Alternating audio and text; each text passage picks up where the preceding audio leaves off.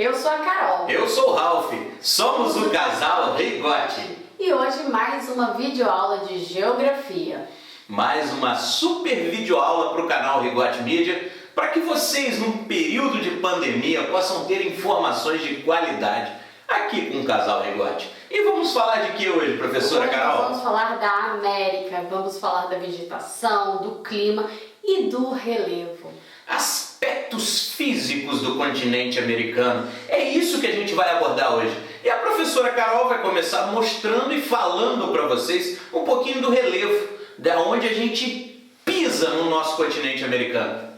Exatamente. Bem, a gente tem que pensar na América como um todo, né? O continente americano ele é extremamente grande, é o segundo maior continente do mundo e ele pega desde o Polo Norte ao Polo Sul. Então ele pega todos os tipos de características que a gente possa imaginar. Mas e o seu relevo? A gente tem a costa oeste, a costa leste. Na costa leste a gente tem os dobramentos modernos, onde há intensa atividade sísmica. E isso quer dizer o quê? Que ele está em crescimento. Por isso o nome dobramentos modernos, que ele ainda está sendo construído. Tem que lembrar que há muita participação dos agentes internos e externos na construção desse relevo. E na costa leste a gente já tem os chamados dobramentos antigos.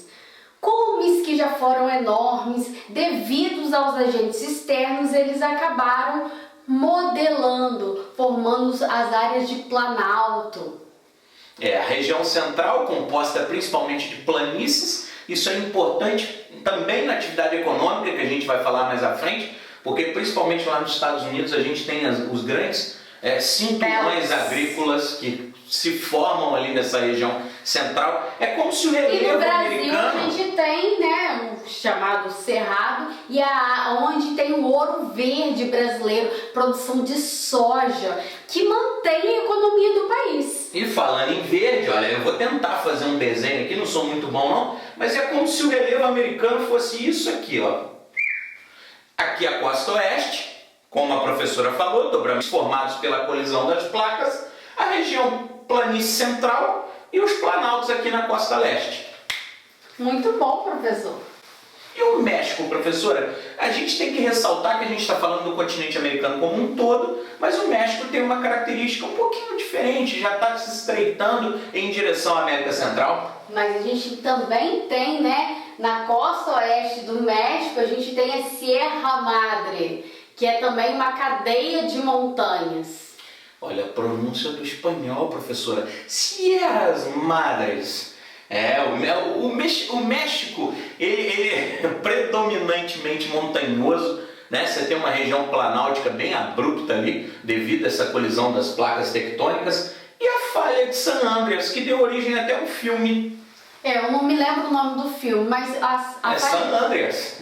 San Andreas. Isso. Mas a falha é por conta da placa transformante. A gente tem as placas que se chocam, se afastam, e a transformante que ela vai se mexendo. É como se ela se raspasse uma na outra, né? Isso provoca, obviamente, grandes terremotos. Acredita-se, inclusive, que nessa falha de San Andreas, se houver muito ficção científica. Mas vários cientistas trabalham com essa possibilidade, se houver um grande terremoto. Qual seria essa possibilidade? Vamos pensar nisso, que ele se rompesse do continente americano. Do continente americano, exatamente. E a América Central, né?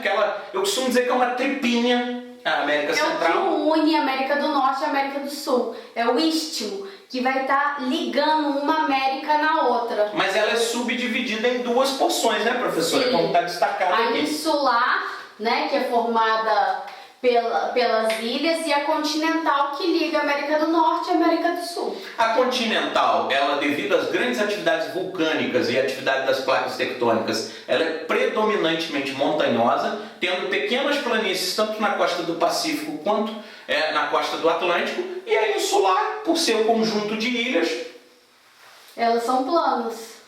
Predominância de planícies formadas também por atividades vulcânicas. E ela é muito utilizada para o turismo, né? O turismo caribenho, né? É explorada para o turismo, né? O turismo explora A bastante. fonte de renda dela é basicamente vinda do turismo. E agora com essa pandemia, você imagina como que está a situação nessas ilhas? A atividade econômica naquela região deve estar bem parada. Mas e a hidrografia? Vamos falar um pouquinho dos aspectos relacionados à hidrografia do continente.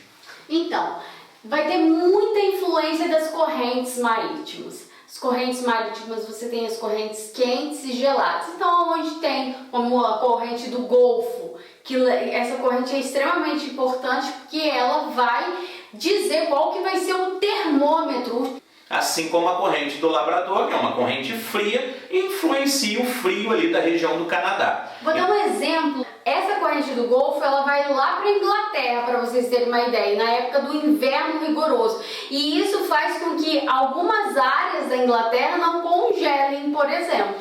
Isso também é trabalhado num filme hollywoodiano, que é O Dia Depois de Amanhã. Não sei se vocês já assistiram, mas recomendo também. Ele trabalha com a possibilidade, devido ao aquecimento global, o hemisfério norte se congele. Por que essa contradição? Exatamente por causa das correntes marítimas. Como o oceano vai aumentando a temperatura, ele influencia na corrente do Labrador, o que vai influenciar no clima do hemisfério norte. É óbvio que é também uma possibilidade de filmes hollywoodianos, né? Mas o filme é interessante.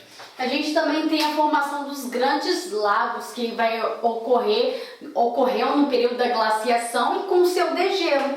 E aí aonde houve o degelo, formaram-se esses grandes lagos. Aonde se observa isso? No filme da Era do Gelo.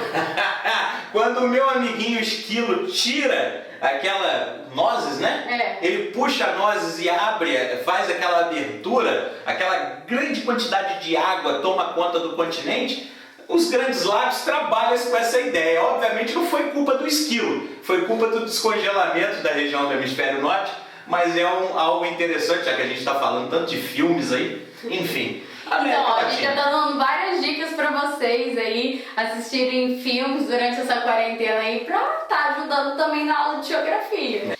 Bom, na América Latina, o que a gente vai abordar sobre a hidrografia é que ela é extremamente úmida, é uma verdadeira caixa d'água, né? A gente tem algumas bacias hidrográficas que a gente pode destacar, dentre elas do Amazonas, do Paraná e do Orinoco. São 3 bacias hidrográficas aí de muita importância para a economia e também muita importância para toda a biodiversidade do continente americano. Em algumas áreas elas acabam ocasionando os rios voadores. Na região equatorial, né, vocês já devem ter ouvido falar dos rios voadores, as nuvens que se carregam de muita umidade amazônica e transportam essa umidade para várias partes do Brasil, né, professor?